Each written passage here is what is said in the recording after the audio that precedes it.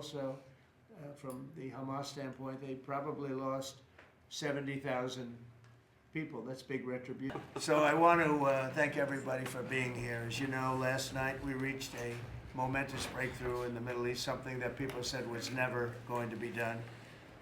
We ended the war in Gaza and really, on a much bigger basis, created peace. And I think it's going to be a lasting peace, hopefully an everlasting peace. Peace in the Middle East. We secured the release of all of the remaining hostages, and they should be released on Monday or Tuesday.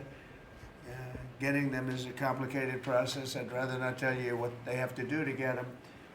There are places you don't want to be, but we are getting the hostages back on Tuesday, Monday or Tuesday, and that'll be a day of joy. I'm going to try and make a trip over. We're going to try and get over there, and we're working on the timing, the exact timing. We're going to go to Egypt, where we'll have a signing, an additional signing. We've already had a signing representing me, but we're going to have an official signing.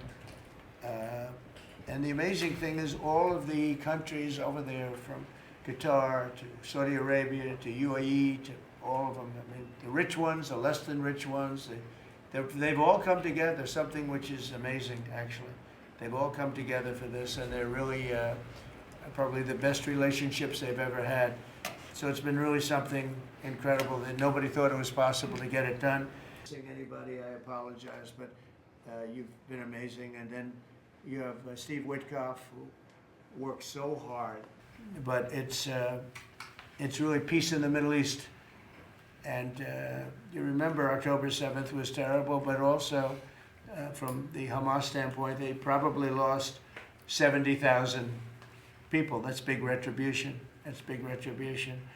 But at some point, that whole thing has to stop, and we're going to see to it. Gaza is going to be slowly redone. You have tremendous wealth in that part of the world by certain countries, and just a small part of that, what they make will do wonders for Gaza.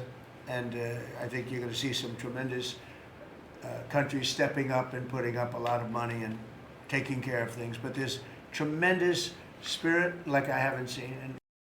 But it was just everything came together. I think the attack was very important on Iran, because let's say that didn't happen, they'd probably by now have a nuclear weapon, numerous nuclear weapons.